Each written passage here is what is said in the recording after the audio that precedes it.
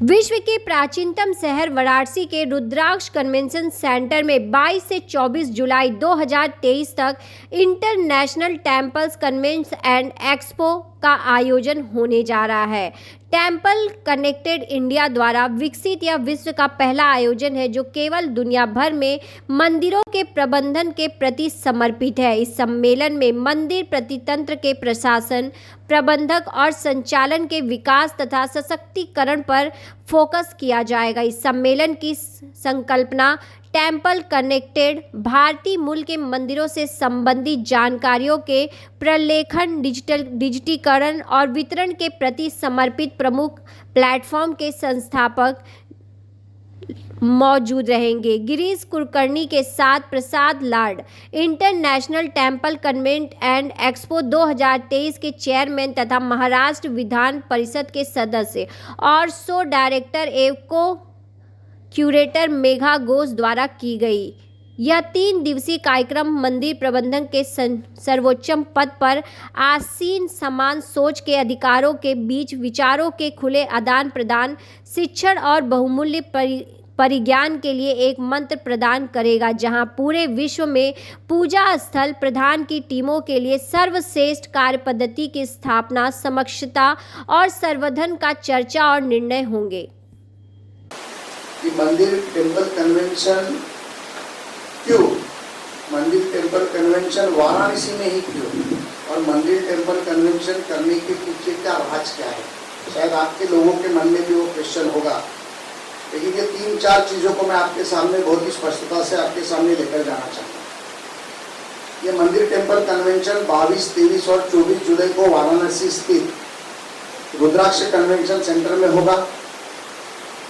रुद्राक्ष convention centre और वाराणसी क्यों, तो वाराणसी एक ऐसी नगरी है जहाँ पर इतिहासों में ऐसे कहा जाता है कि वाराणसी नगरी का जो उगम हुआ, इस दुनिया में पहली ऐसी नगरी बनी जो वाराणसी थी, जहाँ पर महादेव जी का उगम है, जहाँ पर गंगा माँ का उगम है, जहाँ पर महाकाल का दर्शन है, और एक पवित्र नगरी के नाम से इस पूरी दुनिया में अगर पवित्र नगरी कौन सी है तो वाराणसी को जाना जाता है।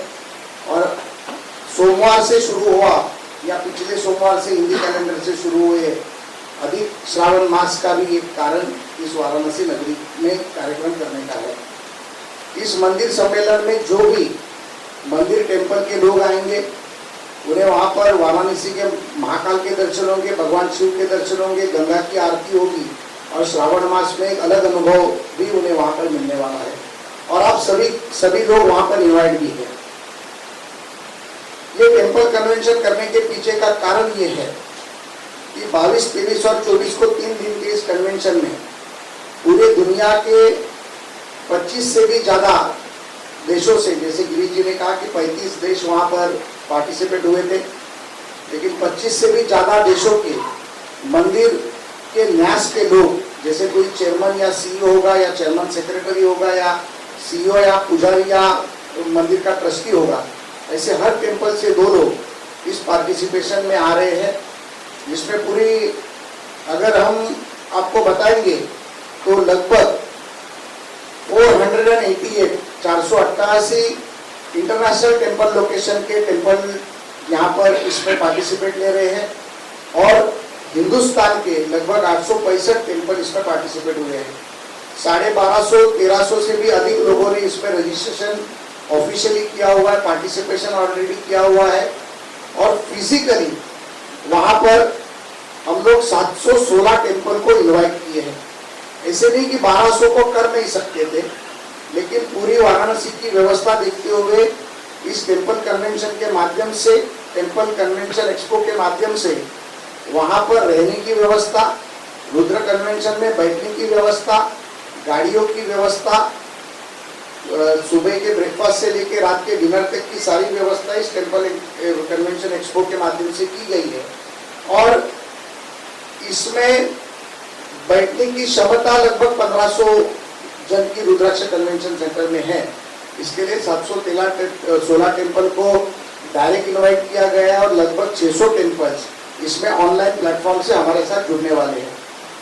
इस कार्यक्रम के उद्घाटन के लिए 22 तारीख को सुबह 10 बजे राष्ट्रीय स्वयंसेवक संघ के प्रमुख परम पूज्य मोहन भागवत जी इसका इनॉग्रेशन करेंगे और 10 दिन के 10 सेमिनार में, जिसमें बहुत ही महत्वपूर्ण विषय ये है कि जैसे कि आप सभी के मन में भी होगा और कई लोगों के मन में है कि टेम्पल कन्वेंशन क्यों, तो इसमें भक्ति का भाव तो पक्का है, श्रद्धा का भाव तो पक्का है, लेकिन उसके अलावा भी मंदिरों के कई विषय होते हैं जिस विषयों को हमें लोगों तक ले जाने की कोशिश करनी चाहिए। जैसे कि टेम्पल सेफ्टी की बात आई तो फिजिकल सिक्योरिटी की बात आती है, इंटेलिजेंस सिक्योरिटी की बात आती है, आईटी सिक्योरिटी की, कैमरा की, सीसीटीवी की, बैरियर्स की, सभी की बात आती है। तो जहां जहां पर बड़े बड़े मंदिर है वहां वहां पर उन्होंने अपनी अपनी जो व्यवस्था की है, उसके अलावा भी उसमें बहुत सारे ऐसे स्पेशलाइज लोग आकर सेमिनार में बात करेंगे। अगर तिरुपति टेम्पल के प्रमुख वहां पर उनकी व्यवस्था सिक्योरिटी की कैसे है उस बारे में बात कर सकते हैं, तो शायद अमृतसर के गोल्डन टेम्पल के लोग भी उसमें उस सेमिनार में भाग लेकर, मुंबई के सिद्धिविनायक हो या शिरडी हो, वो लोग भी उसमें सिक्योरिटी की उनकी व्यवस्था कैसी है और exchange of idea, exchange of thoughts, उसमें वो लोग एक दूसरे के साथ चर्चा कर अपने मंदिर को सिक्योरिटाइज कैसा किया जाए। आज के समाज में, आज के समय में हर मंदिर को कहीं ना कहीं से तो थ्रेट्स है, उस थ्रेट्स को लंबा कैसे किया जाए, ये सारी चीजें वहां पर सेमिनार में होगी। दूसरा प्रमुख मुद्दा होगा फंड मैनेजमेंट।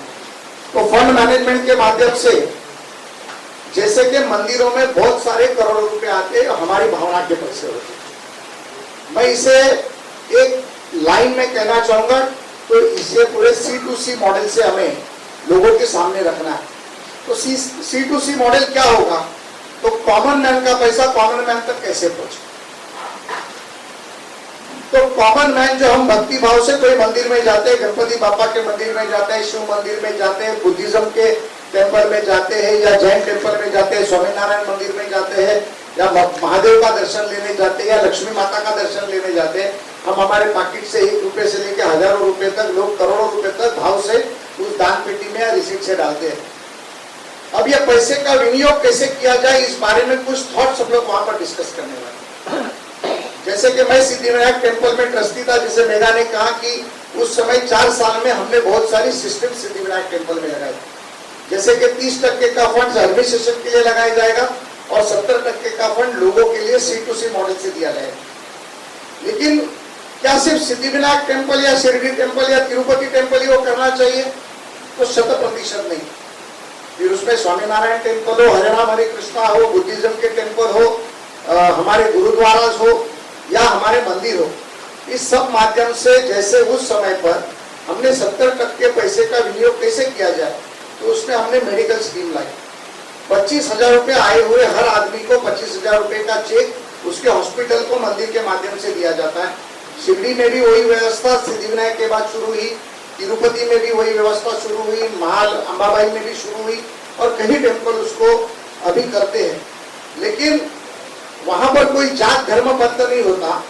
उस मंदिर में आने वाला हर कोई, जिसे हम लोग नीडेड पीपल कह सकते हैं, जिसे जरूरत है, वो जरूरतमंद इंसान, वो कोई धर्म पान का जात का हो। एक एज एन एग्जाम्पल, मैं जब सिद्धिविनायक में था तो वहां पर मुस्लिम महिलाएं भी मदद मांगने आती थी। तो वहां पर आज भी बुर्खा पहनकर आई हुई मुस्लिम महिला हो या मुसलमान आदमी हो, वो अगर मदद मांगता है तो मंदिर ट्रस्ट से कॉमन मैन का पैसा कॉमन मैन तक जाने का जो प्रयास होता है, वो एक उत्तम उदाहरण इसमें है। दूसरा एक बुक बैंक का उदाहरण है। जैसे कि इस पैसे से अगर हम लोग कोई बच्चों के एजुकेशन के लिए मदद कर सकते हैं क्या? पूरे हिंदुस्तान में हजारों मंदिर है, अगर हर बड़े मंदिर एक प्रयास कर एक प्लेटफॉर्म पर डिसीजन लेकर हर गांव में, हर राज्य के हर गांव में चलने वाले छोटे स्कूलों के लिए क्या हम बुक एक मिनिट साईडला आहे ना.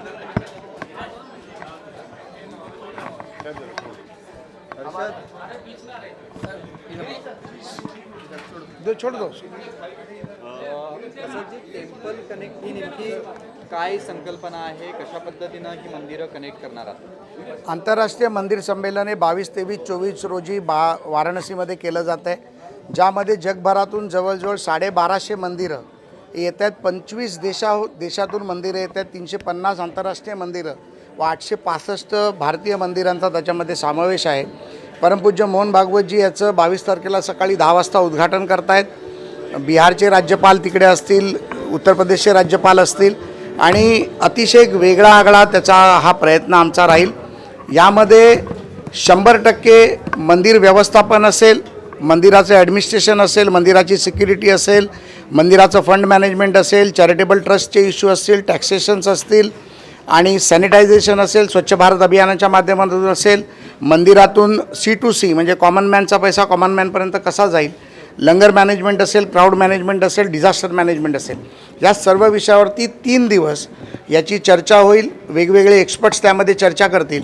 या व्यतिरिक्त प्रत्येक मंदिर व्यवस्थापनाचं जसं तिरुपतीची काय एक्सपर्टी आहे तर ते तिरुपतीची लोकं त्यामध्ये सांगतील, गोल्डन टेम्पलची काय एक्सपर्टी आहे गोल्डन टेम्पलचे सांगतील, स्वामीनारायणची काय एक्सपर्टी आहे स्वामीनारायण सांगेल, सिद्धिविनायकची काय एक्सपर्टी आहे सिद्धिविनायक सांगेल आणि त्यामध्ये सर्व विषयाचा उहापोह करून ह्या सर्वांना एकत्र एका प्लॅटफॉर्मवर आणून डेटा मॅनेजमेंट झाली आणि मंदिर कनेक्टिव्हिटी झाली. याच्यामध्ये हा प्रयत्न आमचा राहील. सुप्रीम कोर्टाची विधानसभेचे अध्यक्ष थांब ना, राहुल त्याला नार्वेकर त्याला जरा यामध्ये फक्त मंदिरांचा समावेश असेल की इतर धर्मियांचे प्रार्थनास्थळ पण असेल? नाही, यामध्ये निश्चितपणे मंदिरं आहेत, गुरुद्वारा आहेत, जैन मंदिरं आहेत, हरेराम हरेकृष्ण मंदिरं आहेत, बुद्ध मंदिरं आहेत,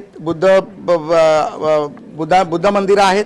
अशा प्रकारे भारतामधनं जवळजवळ आमच्याकडे आतापर्यंत पूर्ण जगभरातून 1250 रजिस्ट्रेशन झाली आहेत आणि वाराणसीमधल्या रुद्र कन्व्हेन्शन सेंटरमध्ये होणार आहे, ज्यामध्ये 746 लोक जवळजवळ फिजिकली पार्टिसिपेट करणारे, एका मंदिरातून 2 लोक आणि 550 लोक ही ऑनलाईन प्लॅटफॉर्मच्या माध्यमातून 3 दिवस या सेमिनारला अटेंड करणार आहेत. यामध्ये अनेक मंदिरांकडे खूप पैसा आहे, तर काही मंदिराकडे रोजची जी पूजा करण्यासाठी व्यवस्था लागते ती सुद्धा करण्याची क्षमता नसते.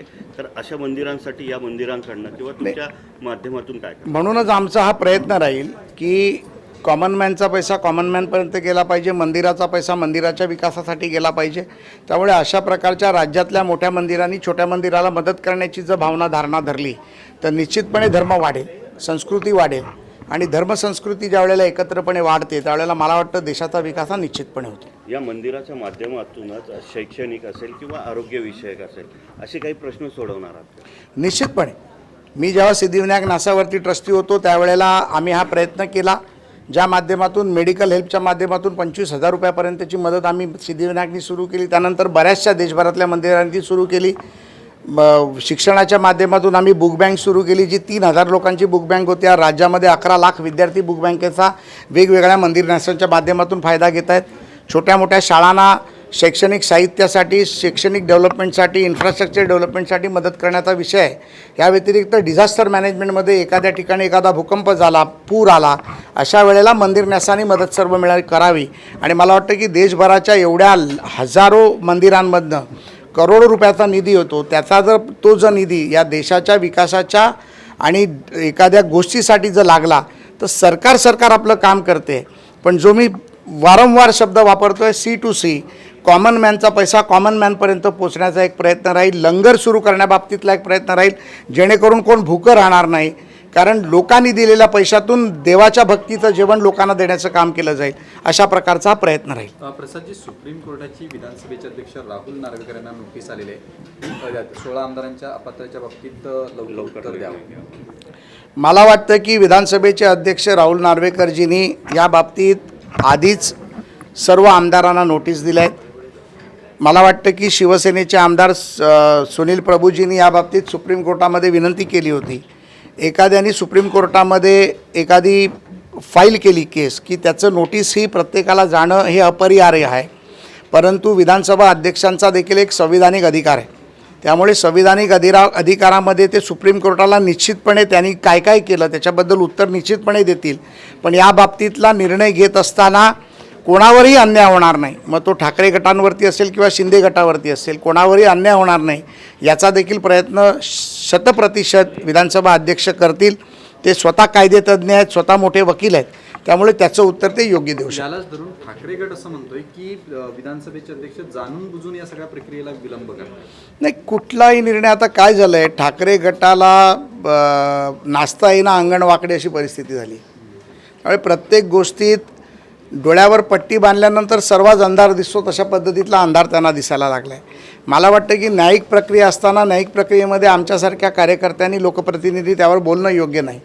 पण विधानसभा अध्यक्षांचा संविधानिक अधिकारामध्ये ते त्यांच्या पद्धतीमध्ये कोर्टाने दिलेल्या गाईडलाईन, कोर्टाने दिलेलं फ्रेमवर्क आणि कोर्टाने घेतलेले निर्णय आत्तापासूनच नाही तर स्वातंत्र्यापासून विधानसभा अध्यक्षाला अधिकार आणि सुप्रीम कोर्टाचे वेगवेगळ्या माध्यमात घेतलेले निर्णय याचा निश्चितपणे अभ्यास घेतला जाईल. कायदेतज्ञाचं त्यामध्ये मार्गदर्शन घेतलं जाईल आणि त्यामधनं 100% विधानसभा अध्यक्ष त्यावर निर्णय घेतील. त्यामुळे ठाकरे गटाच्या सर्व नेत्यांना आणि आमदारांना माझी विनंती आहे की कायद्याच्या पुढे कोणी नाही.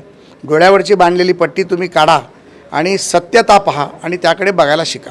अद्याप खाते वाटप झालेलं नाही, मात्र आज अजित पवारांनी अर्थ खात्याच्या सचिवांशीच थेट बैठक घेतलेली आहे. त्यामुळे अर्थ खातं अजित पवारांकडे जातं की अशा चर्चा आता होऊ लागलेल्या. असं आहे की अजितदादा या राज्याचे उपमुख्यमंत्री आहेत. आपल्याला माहिती असेल की मुख्यमंत्री उपमुख्यमंत्र्यांना कुठल्याही खात्याचा रिव्ह्यू घेण्याचे अधिकार आहेत आणि दादा आमचे नेते आहेत, या सरकारचे नेते आहेत. त्यामुळे मला असं वाटतं की दादानी जर एखाद्या डिपार्टमेंटची जर बैठक घेतली असेल तर त्याच्यामध्ये तर्कवितर्क काढणे काही अर्थ नाही. लवकरच तुम्हाला 1-2 दिवसात निश्चितपणे खातेवाटपाचं काय होणार आहे या बाबतीत माननीय मुख्यमंत्र्यांच्या अधिकारात आहे. देवेंद्रजींशी चर्चा करून, दादांशी चर्चा करून 1-2 दिवसात त्याबद्दलही आपल्या मनातल्या असलेल्या शंकाचं निरसन निश्चितपणे होईल. जी समन्वय समिती तयार करण्यात आलेल्या महायुतीकडनं त्याच्यात तुम्ही आहात, कशा पद्धतीनं हा समन्वय असणार? कारण का असं अनेक करते की शिंदे गट कुठेतरी नाराज आहेत, शिंदे गटाचे आमदार अर्थ खात्यावरनं कुठेतरी नाराज आहेत. असं कोणीही कुठेही नाराज नाही. या बातम्या सगळ्या आपल्या मीडियाच्या माध्यमातून पसरवल्या जातात. त्याच्यामुळे तुम्ही ते पसरवू नका ही पहिली तुम्हाला विनंती करतो.